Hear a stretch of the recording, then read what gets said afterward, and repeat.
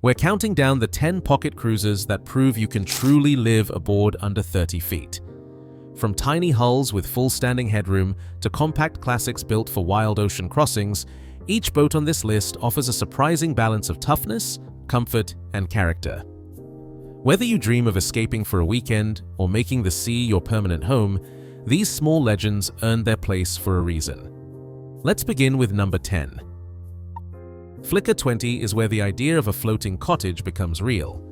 Step below, and the first surprise is the headroom, nearly 6 feet from cabin sole to deckhead in a hull only 20 feet long. You can stand up to make coffee, stretch out on the settees, and move through the cabin without stooping. For many owners, this simple comfort turns a tiny sailboat into a true home. The galley tucks neatly to one side, storage fills every corner, and the woodwork glows with a quiet warmth. There is space for a single burner stove, a hand-pumped sink, and just enough room to hang a lantern and curl up with a book on a rainy night. Practicality is baked into every inch. Most Flicka 20s run a single-cylinder diesel, easy to maintain, reliable, and sipping fuel.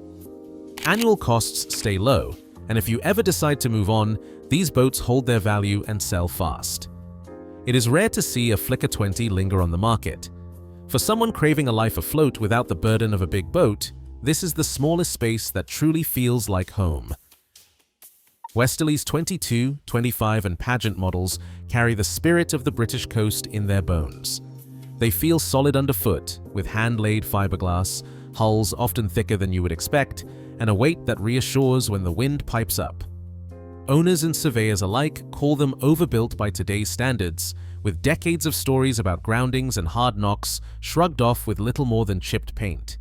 Families pile in for summer holidays, kids ducking under deck beams, the dog curled up under a berth.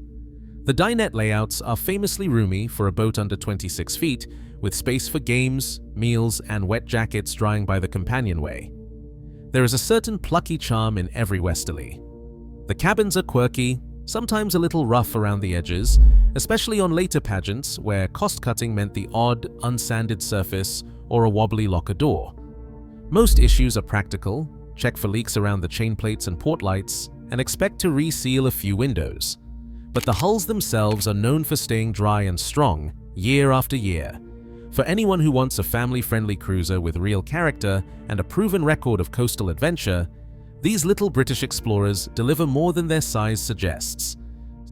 Step below on a Cape Dory 25D, and the first thing that greets you is the glow of real woodwork, warm teak trim, bulkheads with a gentle sheen, and a cabin sole that feels solid underfoot. These boats invite hands-on care. Many have been brought back to life by owners willing to sand, varnish, and rebuild, turning what began as a tired hull into a home with soul. Restoration is a rite of passage here. Photo logs from owners show from 6 to 18 months of evenings and weekends spent tracking down hidden rot around the sole and bulkheads, scraping away old varnish, and discovering heavy bronze hardware that only needs a polish to shine again. Costs often come in under $16,000, but the real investment is sweat and patience. Every locker refitted, every panel replaced, adds another layer of personal history.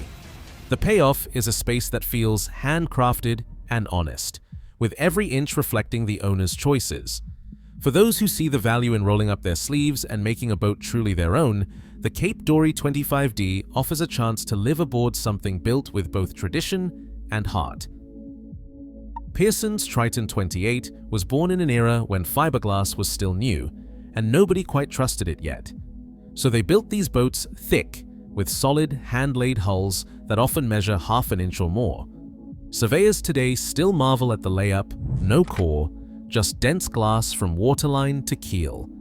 That means a Triton can sit on a tidal flat or bump a rock and come away with little more than a scuff. The cockpit is deep and safe, with room for two to nap in the sun or stretch out under the stars. Down below, the layout is simple: settees, a small galley, and a head tucked forward. There is nothing fancy, but everything is accessible, especially the engine. A wide opening hatch lets you reach every side of the old Atomic 4 or diesel replacement, making maintenance less of a chore. For anyone considering a Triton, the most important check is underfoot. After 60 years afloat, Keel bolts can show their age, rust, swelling, or even hidden cracks. Smart owners and surveyors look for signs of weeping at the keel to hull joint and do not hesitate to pull a bolt or two if there is any doubt. Replacing a few bolts is not cheap, but it can mean another generation of safe sailing. In the end, the Triton is for those who want a boat that shrugs off the years, rewards steady care, and offers a kind of quiet strength that is hard to find in newer, lighter builds. Step inside the Islander Bahama 28, and the first impression is space. Real stand-up, stretch-out space. The main cabin offers over 6 feet of headroom, not just in the center, but throughout the saloon and galley. For anyone taller than average, or simply tired of stooping, this is a quiet luxury that changes daily life aboard. Settees on both sides run 6.5 feet long, doubling as full-length bunks for overnight guests or lazy afternoon naps. The L-shaped galley has enough counter for meal prep, a deep sink, and lockers that swallow up weeks' worth of provisions. Owners talk about breakfast with sunlight pouring in through big opening ports, the table folded down for coffee, and the ease of moving from stove to settee without squeezing sideways. Couples say the boat never feels cramped, even after months afloat. Practical details matter.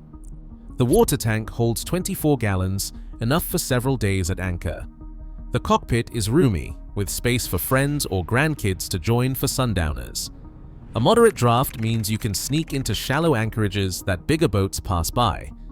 For retirees or couples who want comfort without the cost or hassle of a larger yacht, the Bahama 28 proves that true livability is about smart design, not just square footage.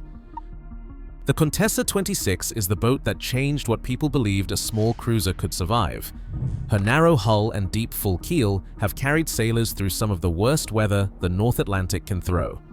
In the infamous 1979 Fastnet race, while larger yachts capsized or were abandoned, Contessa 26s rode out force 11 winds and towering seas. Willie Kerr's Ascent sailed back into port battered but unbroken.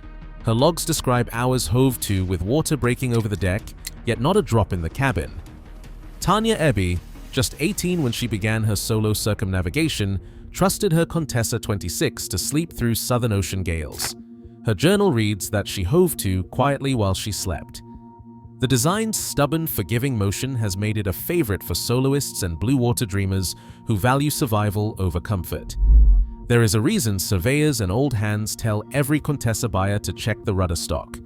After decades at sea, even these famously tough boats can develop play in the rudder bearings, and a simple inspection and fresh bushings are cheap insurance.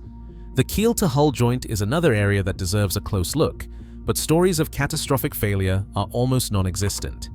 For anyone who wonders if a boat under 27 feet can truly be stormproof, the Contessa 26 stands as living proof. She is not roomy, and she will not win any comfort contests, but when the weather turns ugly, few boats of any size have a better record of bringing their crew home. Albin's Vega 27 is the boat that proves you do not need a big budget to go far.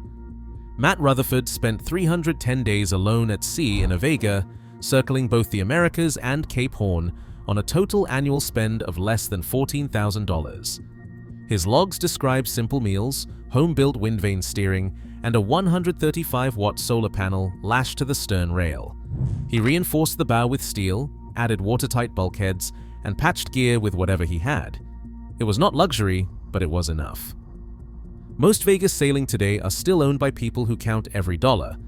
Owners share spreadsheets that show food at $52 a week, parts bought on a shoestring, and modest solar setups that keep lights and navigation running without a marina in sight. The hull is strong and forgiving, with dozens of documented ocean crossings. People have crossed the Atlantic, lived for years at anchor, and returned with stories of ice on deck and dry bunks below. For those willing to trade space for freedom, the Vega 27 is a ticket to real adventure. It is not a palace, but it is safe, proven, and if you are careful, affordable enough to make a dream last as long as you want. Cost does not have to mean compromise. With the right preparation, this little Swedish cruiser will take you as far as your imagination allows. Alberg 30. Owners talk about a kind of comfort that is not measured in square footage or gadgets. It is the comfort of a boat that rocks you gently, even when the wind picks up and the waves get steep. The long, sweeping keel keeps her tracking straight, and the hull moves through the water with a steady, predictable rhythm. There is no sudden lurch, no sharp slap, just a slow, easy roll that lets you cook, sleep, or read at sea without bracing yourself at every turn. Logs from week-long passages tell the same story. 7 days offshore, and every night you can set a mug down without worrying it will go flying. One owner wrote that they never rolled once, even running before a blow. That is the Alberg's gift. She makes the ocean feel smaller, the motion gentler, and the days and nights blend together in a way that keeps your body rested and your mind calm. Below deck, simplicity rules. Most Alberg 30 boats run on a single battery bank, with wiring so straightforward you can trace every circuit in a few minutes. There is no tangle of electronics or hidden panels, just a basic switch panel, a reliable diesel, and access to every system without crawling through tight spaces. The engine sits right under the companionway, so oil changes and belt checks are a 5-minute job, not a weekend project. If you are thinking about buying one, the keel bolts are the first thing to inspect. After decades afloat, corrosion can creep in, especially where salt water seeps between the hull and ballast. Surveyor logs show most bolts last for generations, but a handful have needed replacements. Caught early, it is a manageable job, and many owners use the chance to upgrade to modern stainless hardware. A little vigilance here means peace of mind for years to come. The Alberg 30 is not flashy or overbuilt for battle, but she offers something just as valuable: a gentle motion, simple systems, and a sense of ease that makes long passages and quiet anchorages feel like home. For anyone who wants a boat that asks little and gives back steady comfort, this elegant workhorse is hard to beat. Pacific Seacraft's Dana 24 is the little ship that refuses to compromise. Bill Crelock, the designer, once threatened to pull his name if the hull was thin to save money. His insistence shows in every inch. The hull is over an inch thick in places, hand-laid glass, not cord, with heavy bronze hardware through bolted at every key point. Chain plates are oversized, tabbed deep into the hull, and the deck joint is a full flange, not a shortcut. Survey checklists for Danas read like those for much bigger boats. Look for blisters, check keel bolts, inspect chainplate bedding, but rarely do you find structural surprises. Many owners retrofit with modern solar, lithium batteries, and water makers, but the bones of the boat are always the same: solid, simple, and ready for anything. Owners have logged blue water passages from California to Hawaii, Mexico, and the South Pacific. One couple's journal describes rolling past Bermuda with the wind howling at 40 knots, and she moved like a much bigger ship. Never a loose fitting, never a creak from the hull. The motion is steady, predictable, and dry. The Dana's compact size means you can single-hand her easily, but the safety margins are all oversized. Deck hardware is built to take a beating, and stowage is deep enough for serious provisioning. The cockpit drains fast and the companionway is high, so even in rough weather, water stays where it belongs. Down below, the layout is tight but complete. A galley with real counter space, a full-size berth, and enough lockers for long-term living. Retirees and soloists alike praise the sense of security, a boat that feels like a ship, not a toy. For anyone who wants to live on a boat under 25 feet without giving up blue water confidence, the Dana 24 stands at the top. It is edged out of the #1 spot only by boats that squeeze in more volume. But when it comes to build quality and safety, nothing else in this size range comes close. North Sea 27 is where small boat living becomes something close to limitless. This is a boat built for people who want not just to cruise, but to disappear. Anchored in a wilderness cove, weeks from the nearest marina, with everything needed for comfort and self-reliance tucked into less than 27 feet. The first thing that stands out is the two-cabin layout. It's not a trick of clever marketing, there's a real sense of separation, with a forward berth for sleeping and an aft cabin that can be left open for guests, gear, or, as many owners choose, a dedicated space for storage and systems. Some liveaboards convert the second cabin into a workshop or a battery bank stronghold, stacking lithium cells and solar controllers out of the way, yet always within reach. Off-grid living isn't just possible on a North Sea, it's routine. Owner blogs and long-term logs tell of months spent off the dock, powered by 320 watts of solar and a wind generator, with a composting head in the main cabin and more than 50 gallons of fresh water stowed in twin tanks.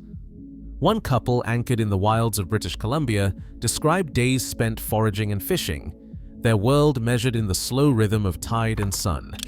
They write about kerosene lamps glowing after dark and the quiet satisfaction of a boat that asks nothing but care and attention. The modular interior is a hallmark of the design.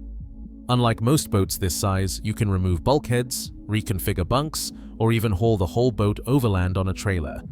The hull is thick, with a reputation for shrugging off groundings and heavy weather. Multiple North Sea 27s have circumnavigated, including soloists who set out with nothing more than a duffel bag and a dream. One young sailor spent a year alone at sea, fixing broken steering with spare lines, patching leaks with epoxy, and recording each repair in a battered logbook.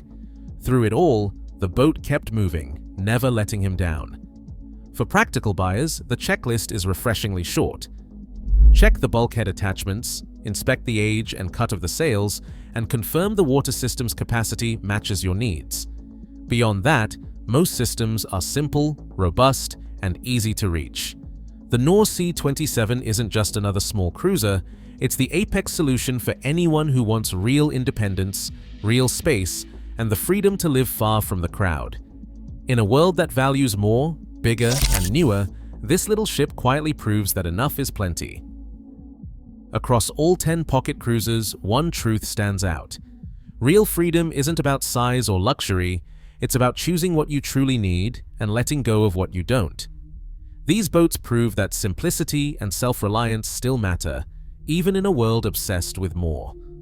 Sometimes the smallest vessels carry the strongest sense of home.